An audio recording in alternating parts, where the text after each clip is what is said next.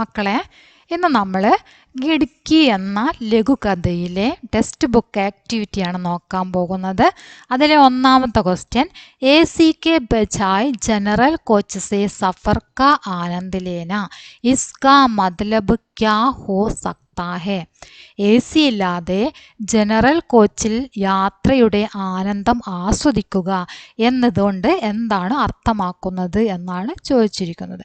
Answer എഴുതിയത് നോക്കാം. साधारण लोगों के अलग अलग जीवन शैली समझते हुए യാത്ര करना. സാധാരണ ജനങ്ങളുടെ വ്യത്യസ്തമായ ജീവിത രീതി മനസ്സിലാക്കിക്കൊണ്ട് യാത്ര ചെയ്യുക എന്നാണ് അതുകൊണ്ട് അർത്ഥമാക്കിയത്. രണ്ടാമത്തെ ക്വസ്റ്റ്യൻ നോക്കാം. युवती का गला रूंध जाने का कारण क्या हो सकता है? യുവതിയുടെ തൊണ്ട ഇടറാനുള്ള കാരണം എന്തായിരിക്കാം? 100 രൂപയ ബഹുത്ത് കം ഹെ. 100 രൂപ വളരെ കുറവാണ്. ഇതിൽ നമ്മൾ ഈ കഥയിലുള്ള പത്നി 100 രൂപയ്ക്ക് ഷാൾ ആവശ്യപ്പെടുന്നുണ്ട് അല്ലേ? അപ്പോൾ ഈ 100 രൂപ എന്ന് പറയുന്നത് വളരെ തുച്ഛമായ ഒരു പൈസയാണ്. कम कीमत में बेचना पड़ा तो वह उसकी बहुत बड़ा नष्ट होगा. വളരെ കുറഞ്ഞ വിലയിൽ വിൽപ്പന നടത്തുകയാണെങ്കിൽ വഹ് അത്, ഉസ്കി അവൾക്ക്, ബഹുത്ത് ബഡാ നഷ്ട ഹോക വളരെ വലിയ നഷ്ടമായിരിക്കും. അതുകൊണ്ടാണ് അവളുടെ തൊണ്ട ഇടറിയത് അല്ലേ? ഇസിലിയെ, ഇവിടെ ഇസിലിയെ വെച്ചിട്ട് എഴുതിയാൽ മതി. നമ്മൾ കം കീമത്ത് എന്നതിന് പകരം സസ്തേ എന്നും ഉപയോഗിക്കാം. ഓക്കെ, സസ്തേ കുറഞ്ഞ വില. അടുത്ത ക്വസ്റ്റ്യൻ നോക്കാം. वो एक बार में ही 150 में मान गई, गलती की, दौड़ा तोल मोल और करना चाहिए था. ഒറ്റ തവണയിൽ തന്നെ 150 രൂപയ്ക്ക് അവൾ അംഗീകരിച്ചു. തെറ്റ് ചെയ്തു, ഞാൻ ചെയ്തത് തെറ്റായിപ്പോയി എന്നാണ് പറയുന്നത്. തെറ്റാണ് ചെയ്തത്. ദോഡാ തോൽമോൽ കർണ ചാഹിയ, കുറച്ചുകൂടെ വില പേശാമായിരുന്നു. ഇസ് കഥൻ സെ ലോഗോं के किस മനോഭാവ കാ പരിചയ മിൽത്താ ഹെ? ഈ അഭിപ്രായത്തിൽ നിന്നും ജനങ്ങളുടെ ഏത് മനോഭാവത്തിന്റെ പരിചയമാണ് നൽകുന്നത്? ലോഗോं की ലാലചി മനോഭാവ കാ. ഏത് മനോഭാവമാണ്? ലാലചി മനോഭാവ കാ പരിചയ മിൽത്താ ഹെ. ജനങ്ങളുടെ അത്യാഗ്രഹത്തിന്റെ മനോഭാവം, കൊതി അല്ലേ? ആഗ്രഹം, കൊതി, അത്യാഗ്രഹം, അതിന്റെ മനോഭാവമാണ് ഇവിടെ പ്രകടമാക്കുന്നത്. അടുത്ത ക്വസ്റ്റ്യൻ നോക്കാം. ഉൻകി ആംഖോं में भी वही नमी थी जो आज उस युवती की आंखों में थी. ഇന്ന് ആ യുവതിയുടെ കണ്ണുകളിൽ യാതൊരു നനവാണോ കണ്ടിരുന്നത്? ആ നനവുകൾ ഉൻകി ആംഖോं में भी, അദ്ദേഹത്തിന്റെ കണ്ണുകളിലും ആ നനവുകൾ ഉണ്ടായിരുന്നു എന്നാണ് പറഞ്ഞത്. ലേഖകെ പിതാജി और युवती के कौन सी समानता हो सकती है? ലേഖകന്റെ പിതാജിയെ കുറിച്ചാണ് ഇവിടെ പറഞ്ഞത് അല്ലേ? അപ്പൊ ലേഖകന്റെ പിതാജിയും ആ യുവതിയും തമ്മിൽ എന്ത് സമാനതയാണ് ഉള്ളത്? എന്തൊക്കെ സമാനതകളാണ് അവർ തമ്മിലുള്ളത് എന്നാണ് ചോദിച്ചിരിക്കുന്നത്. ആൻസർ നോക്കാം. ഉൻ ദോനോ റെയിൽഗാഡി മേ സാമാൻ ബേച്ചനെ കാ കാം കർത്തേ ഥേ. അവർ രണ്ടുപേരും ട്രെയിനിൽ സാധനങ്ങൾ വിൽക്കുന്ന ജോലിയാണ് ചെയ്തിരുന്നത്. ദോനോ മേഹനത്തീത്, രണ്ടുപേരും പരിശ്രമശാലികളായിരുന്നു. ദക്കേ ഹാരെ ഉനക്കെ ആംഖോं में നിരാശ കാ നമി ദേഖേ ജാ സക്തേ ഥേ. ക്ഷീണിച്ചവശരായ അവരുടെ കണ്ണുകളിൽ, ആ രണ്ടുപേരുടെയും കണ്ണുകളിൽ നിരാശ കാ നമി, നിരാശയുടെ നനവ്, ദേഖേ ജാ സക്തേ ഥേ, കാണാൻ സാധിച്ചിരുന്നു. അതാണ് അവർ തമ്മിലുള്ള സാമ്യം. ഓക്കെ, നിങ്ങൾ തന്നിരിക്കുന്ന ക്വസ്റ്റ്യൻ ആൻസറൊക്കെ നിങ്ങൾക്ക് എന്താ പറയുന്നത്, നിങ്ങൾക്ക് വളരെയധികം ഉപകാരപ്രദമായെങ്കിൽ നിങ്ങൾ ലൈക്ക് ചെയ്യണം, നിങ്ങളുടെ അഭിപ്രായങ്ങൾ അറിയിക്കണം. തീർച്ചയായും നിങ്ങൾ ലൈക്ക് ചെയ്യുക, അതൊരു സഹായമായിരിക്കും. ഓക്കെ, ഇനി അഞ്ചാമത്തെ ക്വസ്റ്റ്യൻ നോക്കാം. അടുത്ത ക്വസ്റ്റ്യൻ നോക്കാം. കഹാനി പഠേം ഓർ റിക്ത സ്ഥാൻ കി പൂർത്തി കരേം എന്നാണ് പറഞ്ഞിരിക്കുന്നത്. കഥ വായിച്ചതിന് ശേഷം ഇവിടെ തന്നിരിക്കുന്ന സ്ഥാനം നിങ്ങൾ ഫില്ല് ചെയ്യണം. ഘടന, പാത്ര, സ്ഥാൻ അല്ലേ? ഘടന സംഭവം എന്നാണ്, സന്ദർഭം എന്താണ് എന്നെഴുതണം. പാത്ര കഥാപാത്രങ്ങൾ ആരൊക്കെയാണ്? സ്ഥാൻ സ്ഥലം എവിടെയാണ്, എവിടെ വെച്ചാണ് സംഭവം നടക്കുന്നത്? എഴുതിയത് നോക്കാം. रेलगाड़ी का അനുഭവമാണ് ഘടന. പാത്ര, പതി, പത്നി, ബच्चे, യുവതി. ഭർത്താവ്, ഭാര്യ, കുട്ടികൾ, യുവതി. സാധനം വിൽക്കാൻ വന്നിരിക്കുന്ന യുവതി. ഇത്രയും പേരാണ് ഇതിലുള്ള കഥാപാത്രങ്ങൾ. സ്ഥലം എന്ന് പറയുന്നത് റെയിൽഗാഡിയാണ്, ട്രെയിനാണ് സ്ഥലം. ഇനി അടുത്ത ക്വസ്റ്റ്യൻ നോക്കാം. അടുത്തതായിട്ട് നമൂനയ്ക്ക് അനുസാർ വാക്യോം കോ ബദൽക്കർ ലിഖേം എന്നാണ് പറഞ്ഞിരിക്കുന്നത്. അതായത് ഇവിടെ ഭൂതകാല രൂപത്തിനെ പൂർണ്ണ ഭൂതകാലത്തിലേക്ക് മാറ്റാനാണ് പറഞ്ഞിരിക്കുന്നത്. ഈ ആയ എന്നതിൻ്റെ കൂടെ ആയ ധ അല്ലേ, ഇത് മാത്രമാണ് വ്യത്യാസമുള്ളത്. ഈ ധ എന്ന് ചേർത്ത് കഴിഞ്ഞാൽ ഇത് പൂർണ്ണ ഭൂതകാല രൂപമായി. ഇത് ഭൂതകാലമാണ്, അതിലേക്ക് ധ ചേർത്താൽ പൂർണ്ണ ഭൂതകാല രൂപം. ഓക്കെ, വളരെ സിമ്പിളായിട്ട് ചെയ്യാൻ പറ്റിയ കാര്യമാണ്. ഷാദി കാ ബുലാവ ആയ, ഷാദി കാ ബുലാവ ആയ ധ. അടുത്തത് പത്നി ബാത്തോ മേ മഷ്ഗൂൽ ഹോ ഗയി, പത്നി ബാത്തോ മേ മഷ്ഗൂൽ ഹോ ഗയി ദി. അതിൻ്റെയൊക്കെ മീനിങ് നേരത്തെ പറഞ്ഞതാണ്, അതുകൊണ്ടാണ് പിന്നെ പറയാതിരുന്നത്. വേണമെങ്കിൽ ഒന്നുകൂടെ പറയാം. ഷാദി കാ ബുലാവ ആയ, വിവാഹത്തിൻ്റെ ക്ഷണം വന്നു. ഷാദി കാ ബുലാവ ആയാ ധ, വിവാഹത്തിൻ്റെ ക്ഷണം വന്നിട്ടുണ്ടായിരുന്നു. ഓക്കെ, വന്നിട്ടുണ്ടായിരുന്നു. പത്നി ബാത്തോമേ മഷ്ഗൂൽ ഹോ ഗയി, ഭാര്യ സംസാരത്തിൽ മുഴുകി.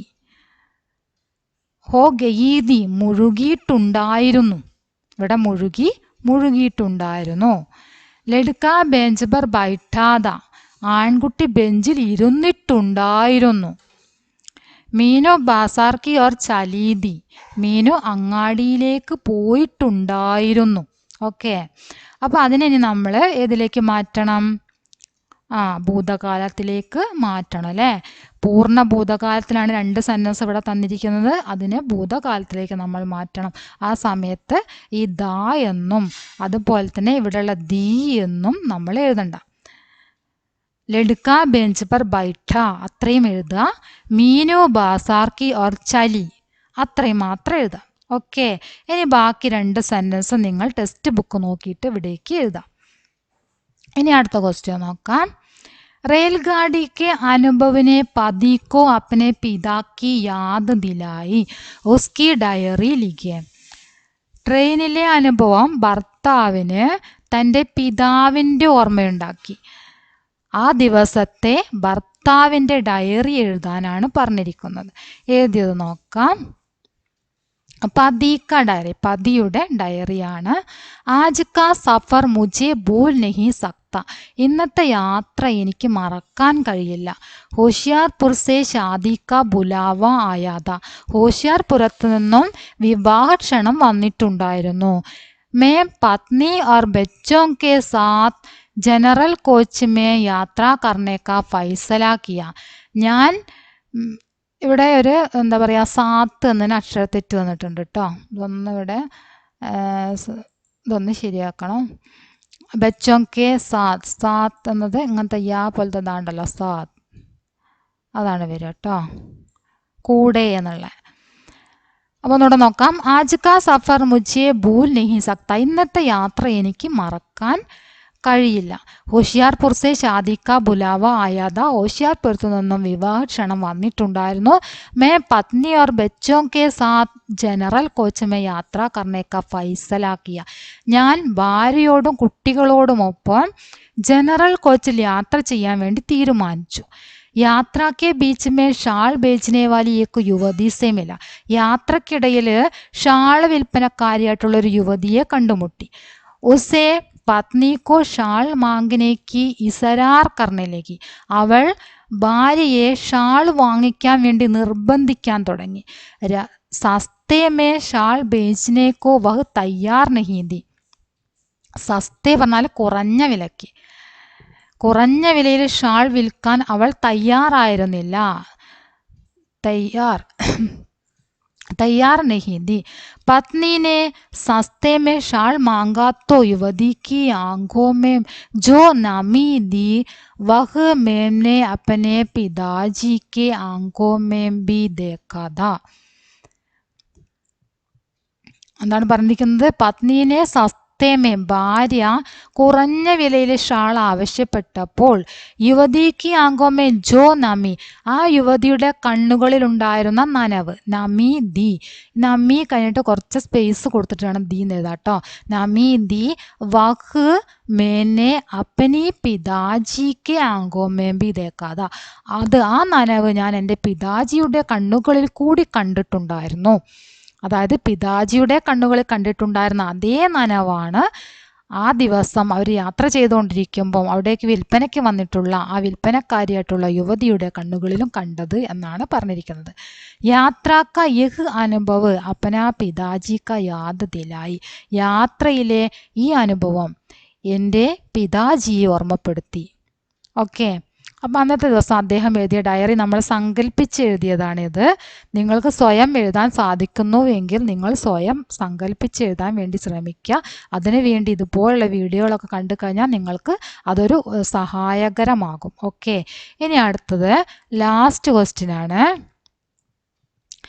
കഹാനിക്ക് ഗിഡ്കി അനേക ആശയം കാ സൂചക ഹെ സമച്ചായ, ഈ കഥയിലുള്ള ഗിഡ്കി, കഥയുടെ പേരെന്താണ്? ഗിഡ്കി എന്നാണ് അല്ലേ. ഈ ഗിഡ്കി എന്ന പേര് അനേകം ആശയങ്ങളെ സൂചിപ്പിക്കുന്നുണ്ട്. അത് ഏതൊക്കെയാണ് എന്ന് സൂചിപ്പിക്കാനാണ് പറഞ്ഞിരിക്കുന്നത്. ഏതൊക്കെയാണെന്ന സൂചനയൊന്ന് നൽകുക. ആശ ഓർ സപ്പന, ആഗ്രഹവും അതുപോലെ തന്നെ സ്വപ്നങ്ങളും. ആഗ്രഹങ്ങളും സ്വപ്നങ്ങളും, ഓരോരുത്തരും ഓരോ ആഗ്രഹത്തോടെയും ഓരോ സ്വപ്നങ്ങളൊക്കെ ആയിട്ടാണ് യാത്രകൾ തുടരുന്നത് അല്ലേ. ജീവിതം തന്നെ ഒരു യാത്രയാണ്, ജീവിതയാത്ര. ജീവിതം എന്താണ്?